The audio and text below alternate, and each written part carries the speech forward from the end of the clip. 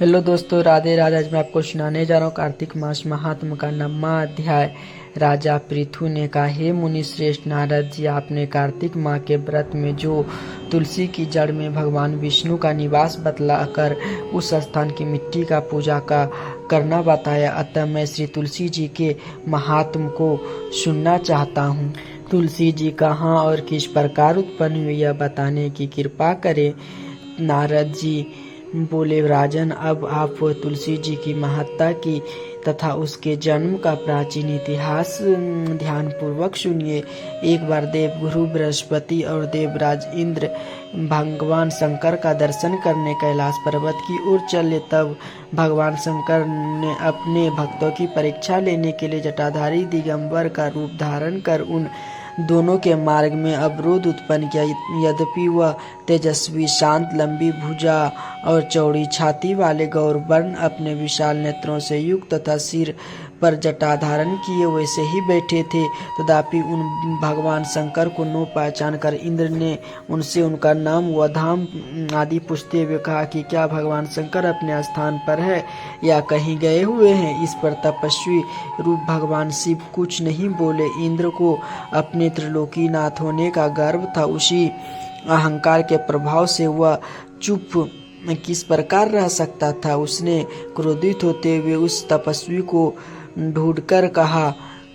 इंद्र ने कहा, अरे, मैं तुझसे कुछ पूछ रहा हूँ और तू इसका उत्तर भी नहीं देता। मैं अभी तुझ पर वज्र का प्रहार करता हूँ, फिर देखता हूँ कि तुझे कौन दुर्मति की रक्षा करता है। इस प्रकार कहकर जैसे ही इंद्र ने उस जटाधारी दिगंबर को मारने के लिए हाथ में वज्र लिया, वैसे ही भगवान शिव ने वज्र सहित इंद्र का हाथ स्तंभित कर दिया और विकराल नेत्र कर उसे देखा।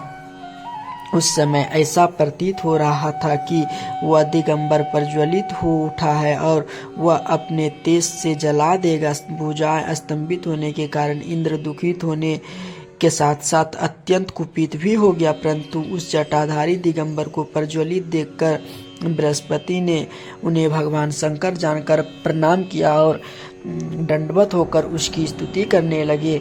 बृहस्पति भगवान शंकर से कहने लगे, हे दीनानाथ, हे महादेव, अब आप अपने क्रोध को शांत कर लीजिए और इंद्र के इस अपराध को क्षमा कीजिए। बृहस्पति के वचन सुनकर भगवान शंकर ने गंभीर वाणी में कहा, मैं अपने नेत्र से निकले हुए क्रोध को किस प्रकार रोकूं। तब बृहस्पति ने कहा, भगवान, आप अपना भक्तवत्सल नाम सार्थक करते हुए अपने भक्तों पर दया कीजिए। अब आप अपने इस तेज को अन्यत्र स्थापित कीजिए और इंद्र का उद्धार कीजिए। भगवान शंकर गुरु बृहस्पति से बोले, मैं तुम्हारी स्तुति से अत्यंत प्रसन्न हूँ। तुमने इंद्र को जीवन दान दिलवाया है। मुझे विश्वास है कि मेरे नेत्र की अग्नि व इंद्र को पीड़ित नहीं करेगा। बृहस्पति ने इस प्रकार कहकर भगवान शिव से अपने मस्तक से निकले हुए अग्निमय तेज को अपने हाथ में ले लिया और फिर उसे क्षीर सागर में डाल दिया। तत्पश्चात भगवान शंकर अंतर्ध्यान हो गए।